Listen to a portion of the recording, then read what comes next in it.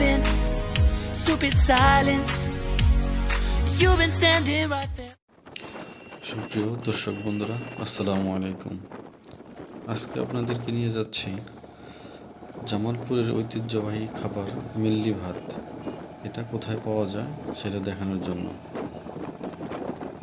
যে যেখান থেকে আমার এই ভিডিওটি দেখতেছেন সবাইকে ধন্যবাদ।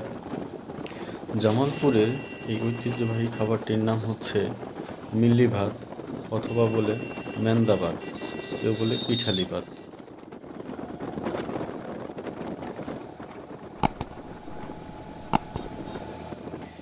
এই খাবারটির বিশেষত্ব শুধু জামালপুরবাসীরাই জানে।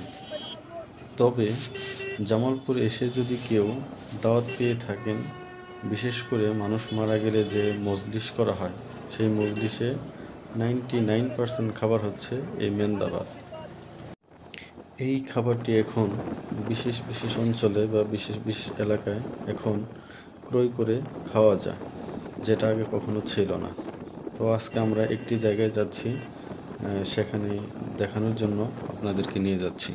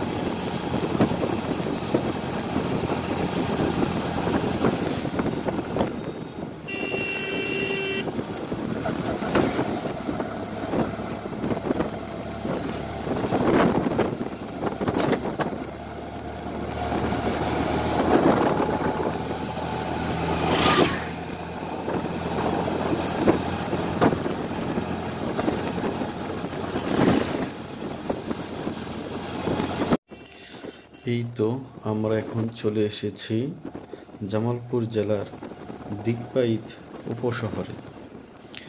এখানে এই পশ্চিম পাশে যে রাস্তাটি গেছে, তার হাতের বাম পাশেই দুইটি দোকানে এই খাবারটি পাওয়া যায়।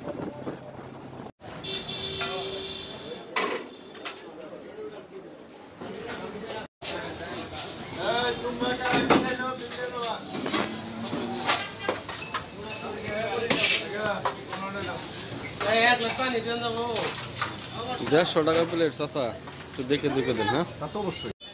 খাবারটি দেখতে কিন্তু জিভে জল আসার মতো।